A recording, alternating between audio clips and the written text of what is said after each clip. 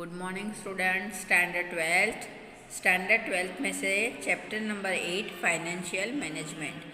Financial management शुरू करने से पहले हम सबसे पहले थोड़ा इसके बारे में समझ लेते हैं।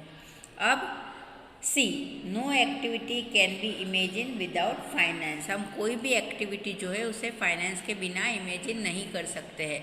फॉर एग्ज़ाम्पल, आपको अपने हॉबीज़ के लिए पैसे चाहिए, फिर हमारी डेली लाइफ के लिए पैसे चाहिए, रूटीन के लिए पैसा चाहिए।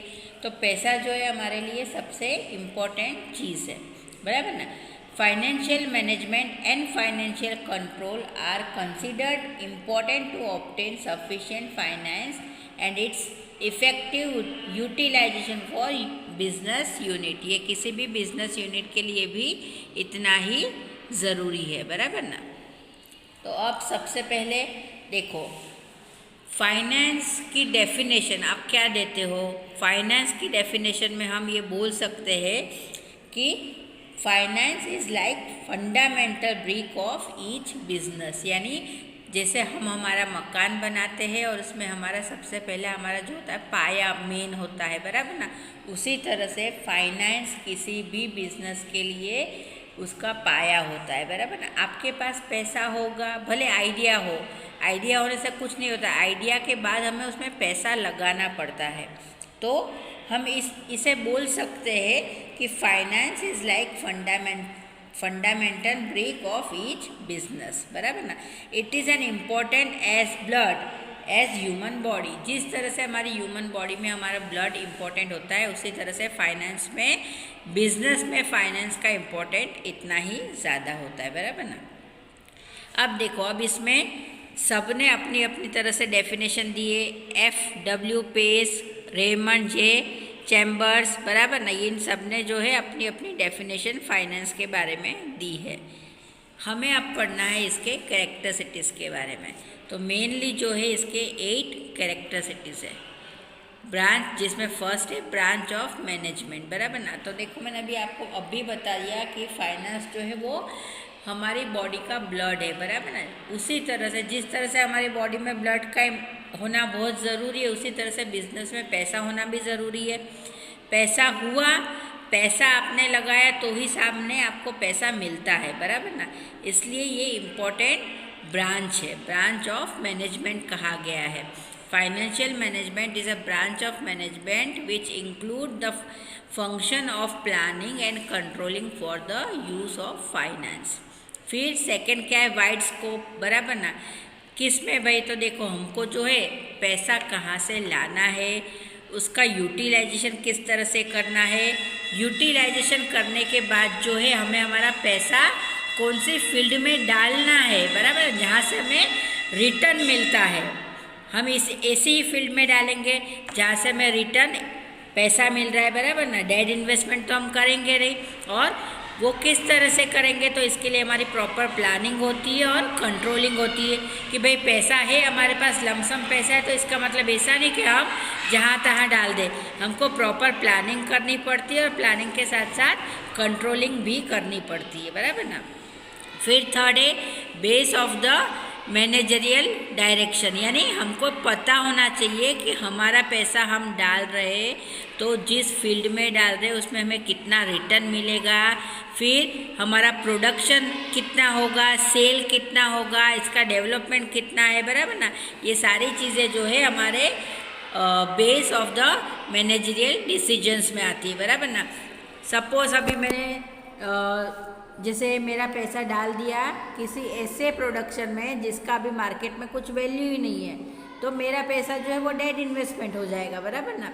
तो हमें पैसा डालने से पहले ये बात पता होनी चाहिए कि हम जहाँ पैसा डाल रहे हैं उसकी सेल्स कितनी होगी और हमें आउटपुट कितना मिलेगा, बराबर ना। तो ये चीज़ ध्यान रखनी चाहिए। फोर्थ है रिलेशन विथ फाइनेंशियल डिसीजन। आपका financial management is related with decision making of investment, capital structure and dividend policy, बराबर ना।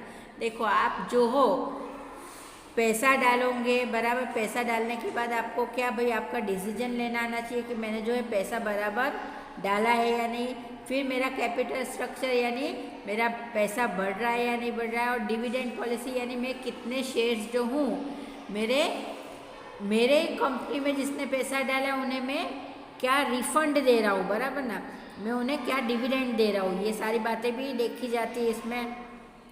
फिर फिफ्थ है goal of maximisation of owners economic welfare, ये भी चीज़ ध्यान रखनी चाहिए भाई कि हमारा प्रॉफिट मैक्सिमेशन होना चाहिए और वेल्थ मैक्सिमेशन होना चाहिए, बराबर ना। किसी भी बिजनेस, जब हम कोई भी बिजनेस स्टार्ट करेंगे तो सबसे पहले हमारा मोटिव ये होता है कि हम पैसा डाल रहे हैं तो हमें पैसा मिलना चाहिए, है ना। ऐसा तो है नहीं कि मैं मेरा पैसा सारा उड़ा दूँ, नहीं, उड़ाने से तो कोई मतलब ही नहीं होता है। हमारे लाइफ की मेन चीज़ ही पैसा है, बराबर ना। अभी मैंने आपको बोल दिया कि no activity can be imagine without finance, कोई भी एक्टिविटी जो है हम पैसे के बिना सोच ही नहीं सकते ना। तो हमें पैसा डाल रहे हैं हम, तो हमें इतना भी पता होना चाहिए कि हमें इसमें से कितना प्रॉफिट मिल रहा है और हमारी संपत्ति कितनी बढ़ रही है, बराबर ना। फिर सिक्स्थ है की पोजीशन, तो financial management is a managerial activity and hold key position in organisation structure of business unit, बराबर। तो ये भाई आपका ध्यान रखना चाहिए कि आप जो हो किस तरह से अपना पैसा यूटिलाइज कर रहे हो। फिर relation with other area of management, most of the activity of business such as production, sales, marketing, research etcetera connected with finance. Financial management will be more flexible in formatting production policy, sales policy, etc. If the financial management had sufficient fund according to the interpretation, financial management is released with different area of management such as production management, marketing management, personal management, बराबर ना। तो ये वही बात हुई कि हमें जो है हमारा पैसा सेल्स में डालने से पहले सोचना चाहिए, सेल्स में डाल रहे तो हमें उसका कितना आउटपुट मिल रहा है, हमें तो मिल रहा है, हमारे साथ साथ हमारे एम्प्लॉय को कितना फ़ायदा मिल रहा है, वो सारी चीज़ें भी देखनी पड़ती है, बराबर ना।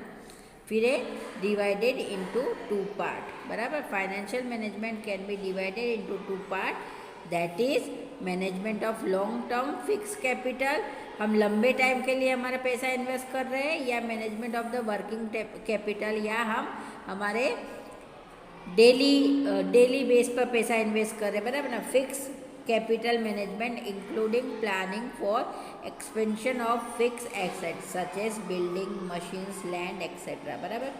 while working capital management is for day to day expense, है ना। मैंने आपको बता दिया भाई कि जो पैसा जो है हम डाल रहे हैं तो वो किस तरह से डालेंगे, हम हमारे मशीनरी पे डाल रहे हैं या हमारे डे टू डे वर्कर्स पे डाल रहे हैं।